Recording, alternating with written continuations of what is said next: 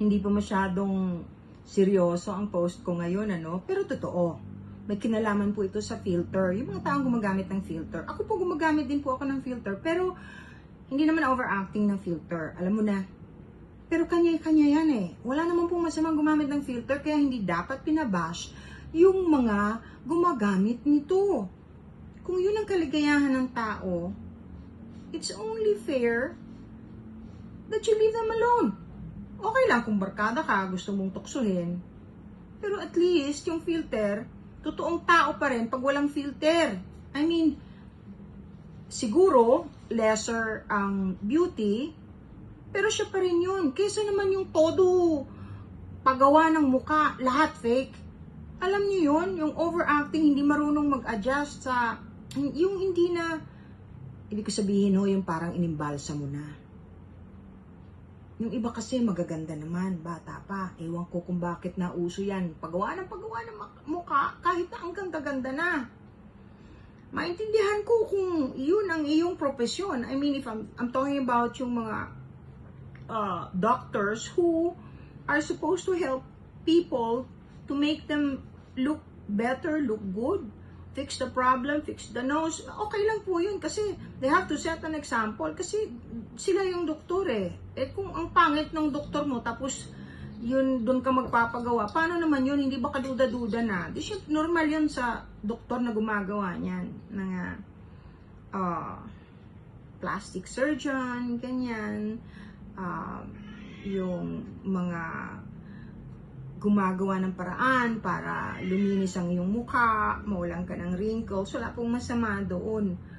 Karapatan nila yun. Pero yung mambabash ka dahil may gumamit ng filter, hayaan mo na. Hindi krimen yun. By the way, maiba ako. Binanggit ko po ito kasi kaya po lumiit yung mukha ko kasi nagpa-HIFU ako. Yung HIFU na yun, ang galing kasi hindi masakit. At takot po ako sa mga masasakit eh. Alam ko meron niyang HIFU na masakit. Ito, ang galing nilang gumawa kasi yung parang namamaga akong mukha.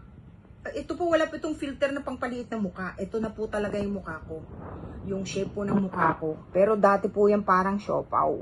Yung HIFU, pati yung ayan po, natural po yan, normal yan.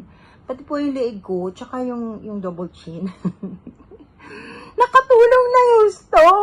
Kaya pagka gusto ninyo magpa-HIFU, pumunta kayo dun sa pinuntahan ko, kung gusto lang naman ninyo. Ito po yung number, gusto nyo? Sabihin ko sa inyo. Basta, at saka meron pa pala silang drips. Meron silang drips. Na ang galing-galing din. Pero, hindi ko yata pwedeng sabihin dito kasi hindi ba bawal, ayaw ni Niknok. Pero gusto ko lang malaman ninyo yun na yun ang reason kung bakit umimpis yung mukha ko. Ang laking bagay po sa akin. Basically, ito pa rin po. Kung napanood ninyo yung kay Julius Babaw, yung mukha ko, wala pong filter yun eh. Kung ano yun na. Ito po, yung mukha ko. Yung pong mukha ko. Yan na. Yung kilay ko po, normal na kilay ko yan. Makapal talaga ang kilay ko dahil sa tatay ko. Sinare ko lang sa inyo kasi ayoko magduda kayo. At saka, yung mga katulad ko na may edad na, may karapatan na paayos naman ng konti ng mukha. Alam nyo, kahit na anong sabihin, pag pleasing to the eyes, malaking bagay. Hindi ba? Huwag lang overacting. Yun ang difference, hindi ba yung filter at saka yung overacting yung pagpapagawa ng mukha. Maraming ganyan. Mas doon ako sa filter kasi normal pa rin yung mukha pagka walang filter. Hindi po ba? Ano po yun?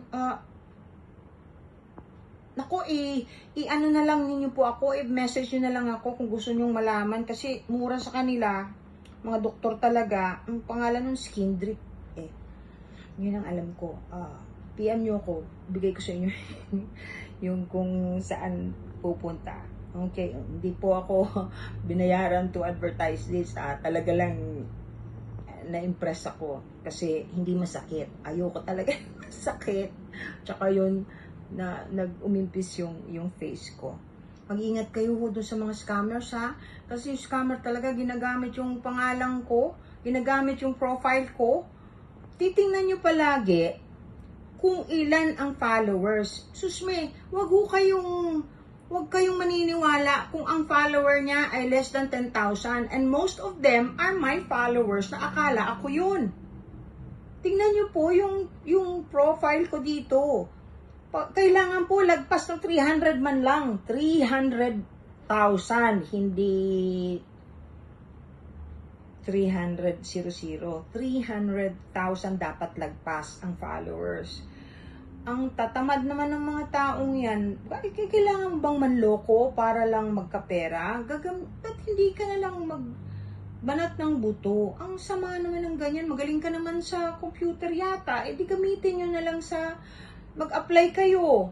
Hindi ba? Hindi yung linuloko ninyo yung mga followers ko. Hindi po ako manghihingi ng pera sa inyo, hindi ako magbibigay sa inyo ng GCash para basahan kayo kasi hindi po ako nagbabasa ng tao nang hindi ko nakikita face to face. Kung gusto po ninyo na makita ko kayo face to face, hindi kayo makakapunta sa klinik ko, pwede po ng Zoom consultation. Pwede naman po kayong mag-message mag-send ng email sa spiritualalchemyph@gmail. Nandun din naman yan sa taas nung pangalan ko, ng picture ko doon sa profile ko. Pwede kayong mag-request. At hindi po ako manghuhula, hindi rin ako nagbabasa ng baraha. Titingnan lang po kita, depende kung ano ang makita ko at kailangan ipaalam sa'yo. Yun lang po ang sasabihin ko sa inyo. Kung alam kong sagot, sasagutin ko. Kung hindi, sasabihin ko po sa inyo kasi hindi lahat ng bagay, hindi lahat ng tanong, kahit alam ko ang sagot, ay pwedeng sabihin sa inyo. May mga ganun po. Yan ang seryosong parte. Ano po? Sana naintindihan nyo. O mag-ingat po kayo doon sa mga scammers, ha? Yung mga nagpapadasal, pinagdadasal ko po kayo. Siya nga pala, ang galing ng mga estudyante ko. There were 15 of them. Nagtumanggap na ako kasi kawawa naman yung mga naghabol. Ano po, there were 15. I had 15 students. They were amazing, all of them. Basta they were all amazing.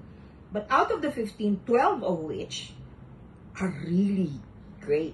I mean, nakapag-astral travel sila na kita nila yung pinapuntahan ko sa kanila. At may mga details na hindi ko ina-expect na nakita nila. Imagine that. Hindi pwedeng dayain eh. Hindi pwedeng dayain talaga eh. O sige po, hanggang dito na lang. Medyo magaan po yung ano ko ngayon, yung mensahe ko. Ang hinihiling ko lang po sa inyo palagi.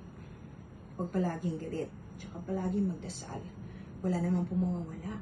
Kahit anong religion, basta magdasal po tayo palagi. Ha? Let's pray for each other. I love you all. Sige po. Bye.